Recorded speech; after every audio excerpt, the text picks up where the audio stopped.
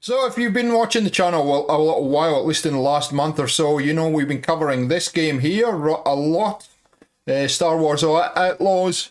I've been enjoying it. I'm about 40 odd hours into the game, and I thought now that I've got all the kind of tips and tricks, or the majority of the tips and tricks videos out of the way, I thought I'd do a review for you, because I think there's a kind of split opinion in the community on whether this game is good or not. Certainly the Metacritic score is reasonably high, but it isn't brilliant. So I thought I'd dive in today and give you my opinion on the game. Should be good. Let's do it.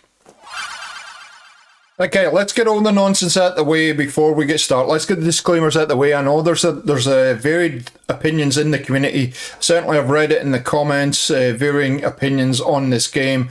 And I'm open to people having different opinions on games. Gaming is a very personal pastime. You're looking for different things in different games, and so I'm open to you having a different opinion than me. That's perfectly fine. Everything in this video today is going to be my opinion only. I'm not sponsored by anybody. Nobody tells me what to do, and I'll tell you how it is, so that you can make at least kind of a balanced view on whether you want to buy the game or not. Please keep it respectful. If you're not respectful, if you're rude or disrespectful to me or the game or anything, I'll just ban you from the channel. I don't put up with that rubbish on this channel. Sorry guys, but go somewhere else if you're going to start that crap. Okay, so that is the first thing. The second thing is I'm in no shape or form a hardcore fan of Star Wars. I'm going to review this game purely on a open world game, the way it is. I like Star Wars, don't get me wrong. I like the movies. I've played a number of Star Wars games, but I'm not in a position to be an expert on the lore of the game. So I would appreciate if there's some things that you can tell me about the lore of the game. I always appreciate learning. And also, I play a lot of Ubisoft games, and I regard Ubisoft and Bethesda probably as two of the best companies in the world for making open world games. I know a lot of you have some beefs with Ubisoft. Again, keep it respectful. I'm happy to debate the discussion, but yeah, I do play a lot of Ubisoft games, and I can tell you it's a mixed bag. I'm looking at you, Avatar, Pandora, Frontiers of Pandora, whatever you're called. Yeah, there's a mixed bag. Some games I like, and some games I just think don't resonate with me, and that's fine. We're not going to always agree on everything. So anyway, let's get into the review, and I'll stop waffling, and that is the other warning. There will be waffling, or what do you say in America, getting down into the weeds. I do that a bit on this channel. If you don't like that, this is not TikTok. It's not a shorts video. This is a review. If you don't like waffling, well, it's probably not the right channel for you. Okay, let's get going. By the way, I will try and keep this spoiler free as much as possible, but obviously it's a review, so you're going to see some things. I had huge expectations for this game, given that Massive Entertainment worked on this game. Now, Massive Entertainment, if you don't know who they are in this Ubisoft universe, they are responsible primarily for the Division games, which I absolutely love, so I had high hopes. But unfortunately, they also worked on Avatar, Frontiers of Pandora, which, as I said earlier, I just didn't like that game. I don't know what it was. I think it was, that game it looked beautiful, but it felt extremely slow for me. And I think Star Wars Outlaws, that's one of the things I'll say with the game straight up front. It's extremely, extremely slow at the start. At least that's how I felt. It's very, very slow to get started, and I know from comments that I've had, people were just like, I've got so many hours in this game and I just cannot, I can't take to the game. And I felt the same. I felt exactly the same. If you go back and watch a couple of the first episodes that I did on this game, I was like, I don't know if I like this game. And I'd just been burned with Avatar, the Avatar game, and to be honest, I was kind of on the fence whether I wanted to buy this game. And really, I don't know why Ubisoft do that. I don't know why they've done it last couple of games. Extremely, extremely slow to get started. But boy, oh boy! But once you get to Shara, It really does take on a life of its own, and I think that's where the game really opens up. And then as you get into the various planets around the system, the universe, it really just keeps building and building and building. But if you're this is a review, so I think it's a pretty negative how slowly, and I don't know, it just there's a loose storyline at the start of the game, and you're just thrown into this open world and left to figure things out for yourself to a large degree, which understand why the game does that and understand why the devs do that. And you'll find that with this game, you're going to have to figure things out a lot in this game. There's lots and lots of stuff they don't tell you. There's lots and lots of stuff that are hidden, and you're going to have to figure the stuff out. And hence why I've done a whole series of tips and tricks videos, because I got frustrated with it, and I figured if I got frustrated with it, then there's going to be a number of gamers out there that are going to also be frustrated or confused or can't figure things out. So thank you, Ubisoft, for that. But at the same time, in 2024, we shouldn't be having to figure major game mechanics out on our own, in my opinion. So let's get the setting out the way so we can move forward. So it's described as Star Wars Outlaws is in 2024 as an action-adventure game developed by Massive Entertainment at Sweden and published by Ubisoft.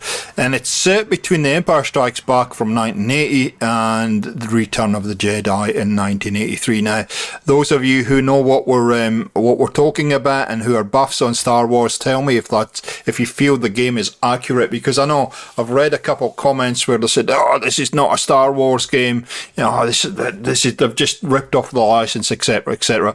I can't comment on that. I'm not a big enough authority on Star Wars to comment on that.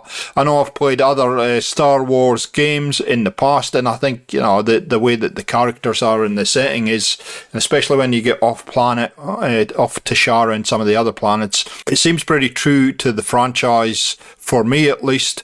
But again, it's not how I score this game. I score it more on how it plays and how the open world is.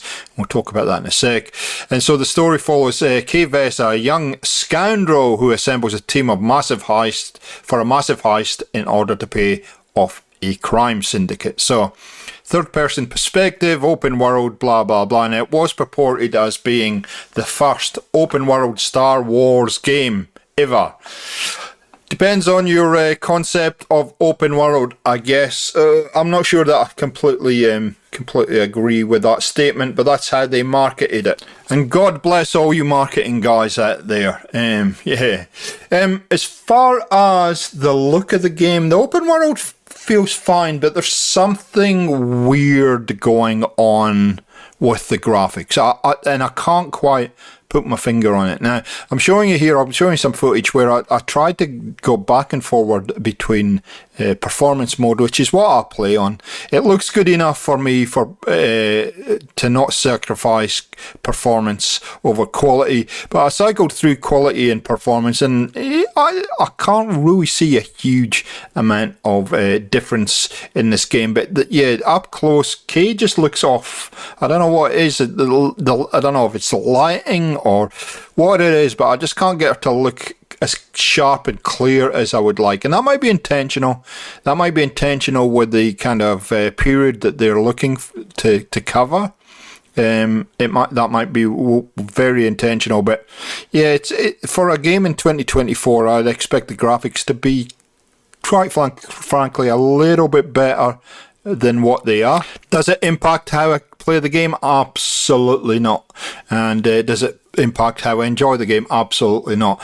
It's just I expect a certain standard for Ubisoft, and I guess after having been part of the Avatar game, and that game looks phenomenal, but in my opinion has no substance. Yes, get off that horse. You keep flogging that dead horse. I know, sorry guys, I told you, I did warn you I'd waffle.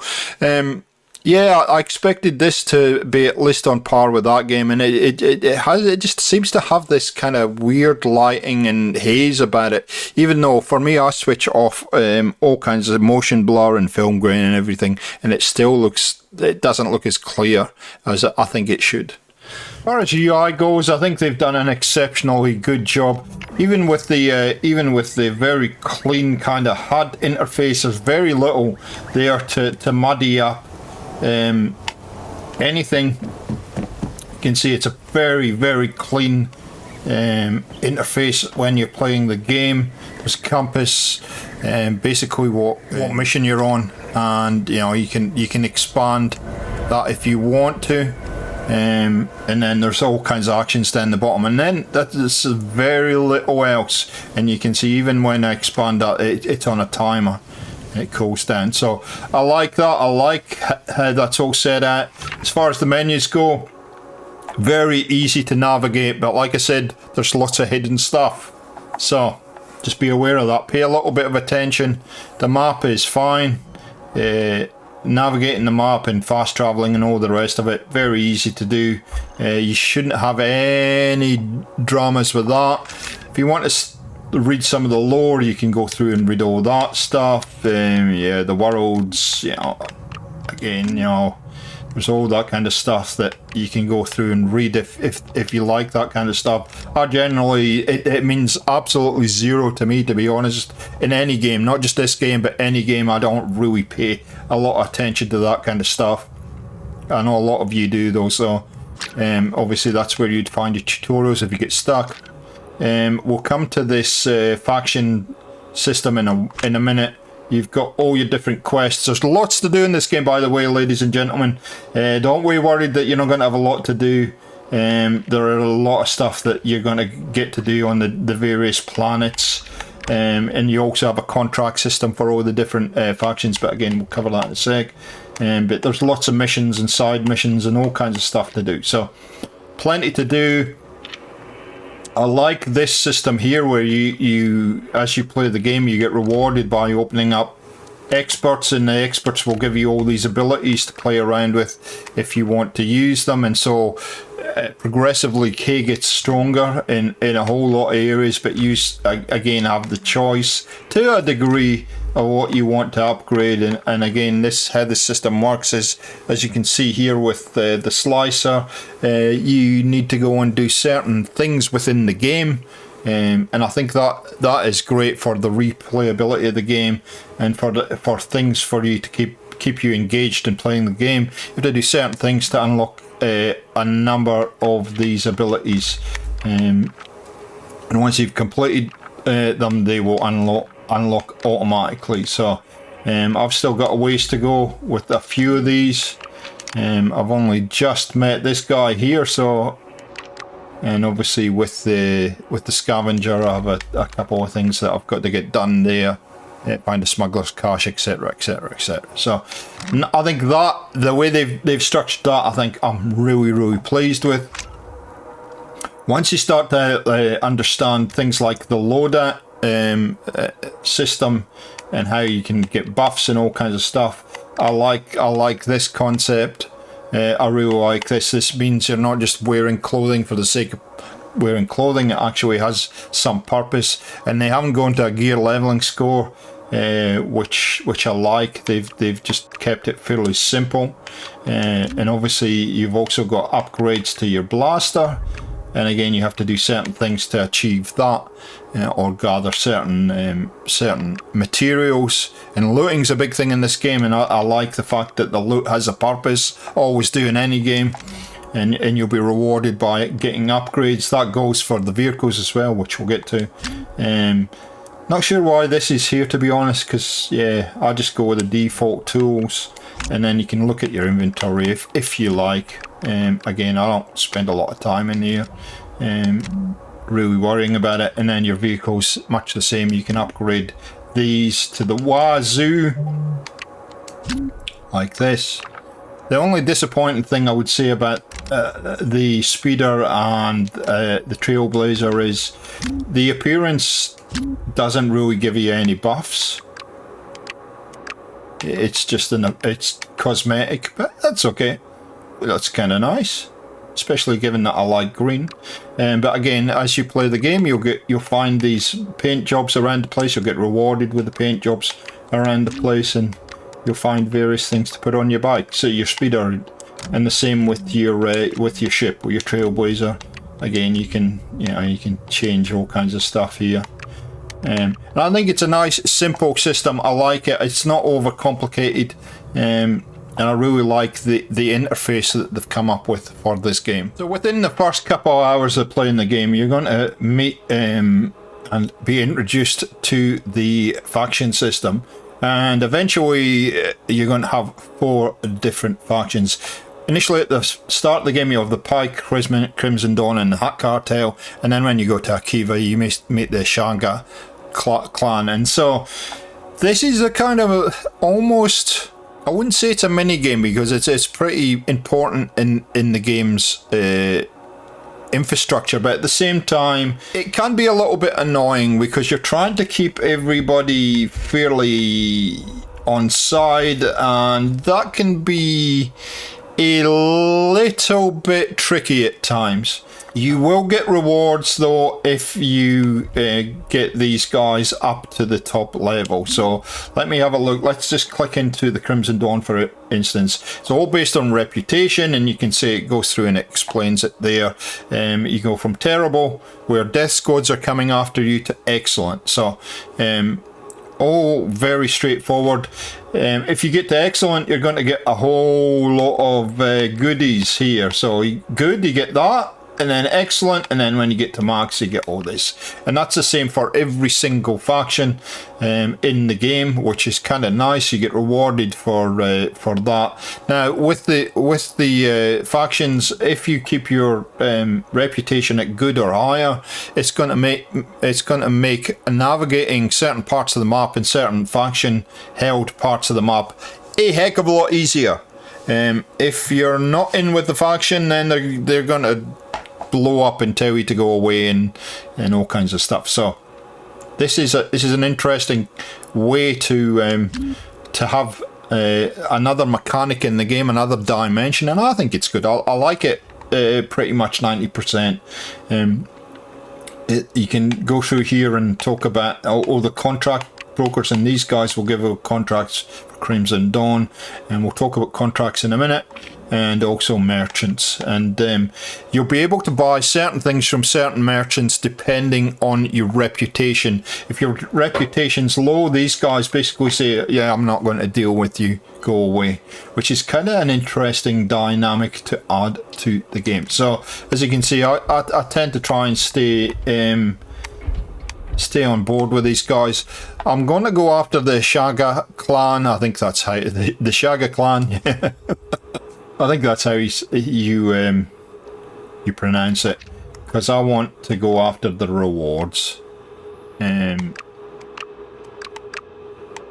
So just to see what that's like. So again, you will pick up contracts from various places on the map that are indicated by a couple of hands. Now you can, I've done a video on how to get to this point, but when you see this symbol here, that's basically indicating that there is a contract to be had, and there are a number of these guys all over the place. So you know, they're all over the universe in various places. So yeah, you go and get your contracts.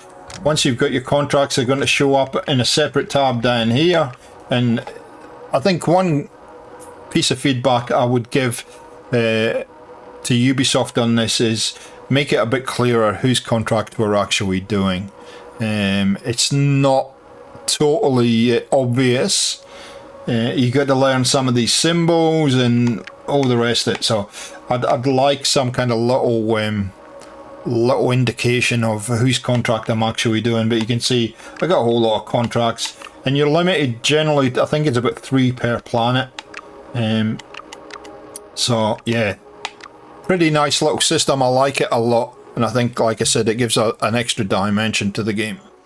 So let's talk a little bit about the mini games in this game. And there are some little mini games in this game, but they're blended into the major kind of mechanics of the game. Now the good news is you can switch all of these mini games off if you don't want to deal with them. That's certainly what I did with the lock picking mechanism, which just frustrated the absolute bejesus out of me. I switched that one off, left everything else on. Up to you. So you have the lock picking, you have the slicing mini game, and then you have Nix's food game, which gives him buffs. I like it as an addition to the game, and I like the fact that they've given you the option to switch them on or switch them off and vary the degree of difficulty. So I like them in the game. Could I do with that? Could I live with that? I could play the game quite freely without them. So up to you. But yeah, just be aware that they are in the game. They are part of the fabric, and you're going to come up against them. And the fact that you can actually, have to deal with them if you don't want to. So let's talk about Nix. Next, our faithful companion. I think this is a fantastic addition to the game. I think there's a lot more that we could have done with Nix, but I think they've balanced Nix pretty well. Nix is your little companion. He will do a whole lot of stuff for you, especially when you're in some kind of areas where you have to be stealthy. And Nix's ability to fetch things, distract people, blow things up, all that good stuff, attack people, I think is fantastic. It's a fantastic addition to the game. Gives you another dimension. You can, of course, buff Nick and give him... although I'd like to have seen a few more buffs for Nick, to be frank. I think giving us only one buff for him is not enough, in my opinion. But yeah, I think it's a great addition to the game, and it really makes you think about how to use Nick in certain situations and how to get the most out of him. And that does take a bit of time just to figure out. But once you do, he's absolutely a staple for the game, and I do love having a companion with me anyway. If you've seen my Fallout videos, you'll know this. I love having Dogmeat with me, so to have a wee pal with me is an absolute bonus. The stealth element of this game is absolutely key, and it's something that you need to master it. I have done a whole tutorial on that if you want to check it out.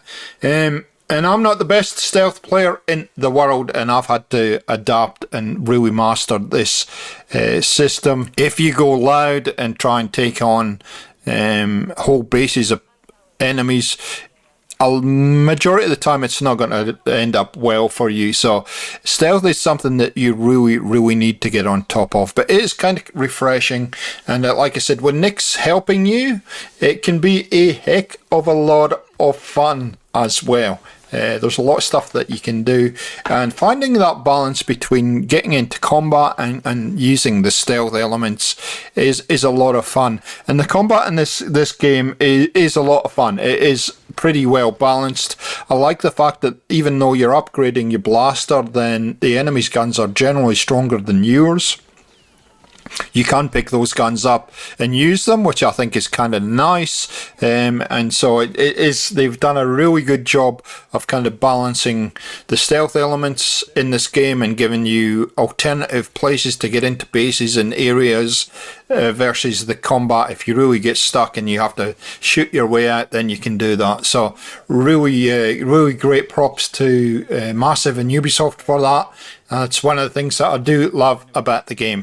One thing I think they've done an excellent job on this game is the storyline. The main storyline is very strong. Like I said earlier, it does take a bit of time to get into the story, but once you do, all the different missions in the main storyline are excellent. I've really loved every single one of them so far. Is it perfect, the game? Absolutely not. It has bugs, it has glitches, but show me a game in 2024 that's new that doesn't have that problem. The majority of them do, and I'm sure over time, and I'm very confident Ubisoft will get that all sorted out and get sorted out very quickly. Wow, that took a lot longer than I thought. There was a lot more waffling involved than I thought there would be. But ladies and gentlemen, I enjoyed this game. Like I said, I wasn't sure about it when the first couple hours I played the game. The more I got into it, the more I enjoyed it, and just hours and hours were going by. And I was like, okay, this game is actually holding my attention. It's one of those games that you can kind of play for a while, leave alone, come back, and you're not going to have to think about weird kind of button combinations or anything like that. You're going to be able to get straight back into the game and play it for a couple of hours, etc., etc. So I think I highly recommend it. I think the Metacritic score is a bit low for me personally. I think it's a much better game than they have given credit for. But I understand some people like it, some people don't. I think you've got to look at it as a big open world game. The fact that it has a Star Wars theme or it's Star Wars based is a bonus. I think it's a solid 9 out of 10 for me as far as the game goes, and games that I've played lately, it's right up there. So I highly recommend it. I hope you've enjoyed this review today. I've tried to keep it as concise as possible, but that's not always possible with me. I tend to like to give you lots and lots of details. If you did enjoy it, a like rating is always appreciated, and if you want to make some comments on how you feel about the game, please do so down below, but make sure you keep it respectful. Thanks for watching. Thanks for all the support on the Star Wars Outlaws series that we've done, and we'll catch you next time on Gaming for XP. I'll see ya.